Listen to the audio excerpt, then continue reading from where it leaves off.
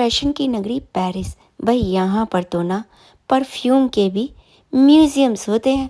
बिल्कुल ठीक सुना आपने, ये है पेरिस का परफ्यूम म्यूज़ियम। पहली बार ही पता लगा कि परफ्यूम के भी म्यूज़ियम होते हैं, वो भी इतने बड़े बड़े। सिर्फ इतना ही नहीं, यहाँ पर सैकड़ों तरह की परफ्यूम की वैरायटीज़ हमें दिखाई गई।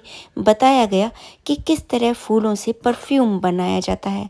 उसके लिए स्पेशल एक गाइडेड टूर हुआ और गाइड जी ने हमें पूरी डिटेल में बताया 1 घंटे तक कि किस तरह परफ्यूम बनाया जाता है। Right?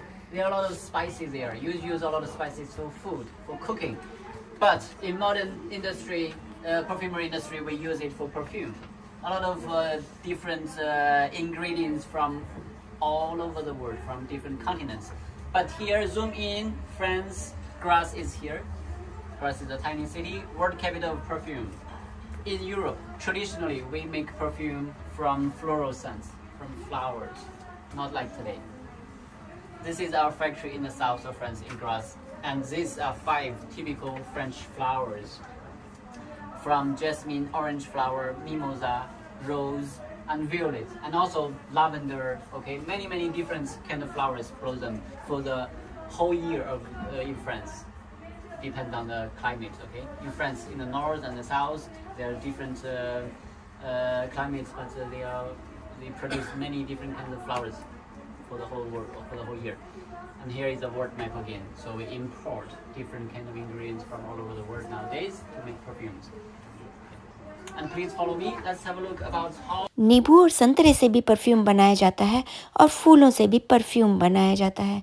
पूरा प्रोसेस अच्छे से समझाया गया, यहाँ तक कि हमारी रसोई में जितने मसाले होते हैं, सिनेमन तक से भी परफ्यूम बनाया जाता है। फूलों को कंप्रेस किया जाता है, उसको स्टीम किया जाता है और उस स्टीम को इकट्ठा करके उससे परफ्यूम बनाया जाता है।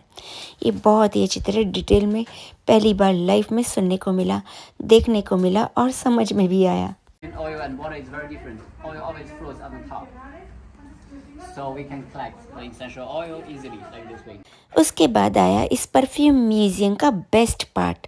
हम सबको परफ्यूम को टेस्ट करने को कहा गया और हमने जमकर परफ्यूम अपने कपड़ों पर, अपनी बॉडी पर छिड़का क्या, पूरे नहा ही लिए। उसके बाद हमें सैंपल्स भी दिए गए। जी हाँ, फ्रेंच परफ्यूम के सैंपल्स, क्या बात है। परफ्यूम म्यूज़ियम में हमें परफ्यूम के सैंपल्स भी मिले। पर ये सब इतना भी इजी नहीं था। इस म्यूज़ियम की एंट्री टिकट भी थी, वो भी पूरे 15 यूरो की, यानी कि करीब इंडियन रुपीस के हिसाब से 1500 रुपये की। तो ये सब तो बनता ही था। और जैसे ही हम परफ्यूम म्यूज़ियम से सेंट लगाकर, परफ्यूम में नहाकर बाहर निकले, बाहर इंद्र देवता हमारा इंतज़ार कर रहे थे।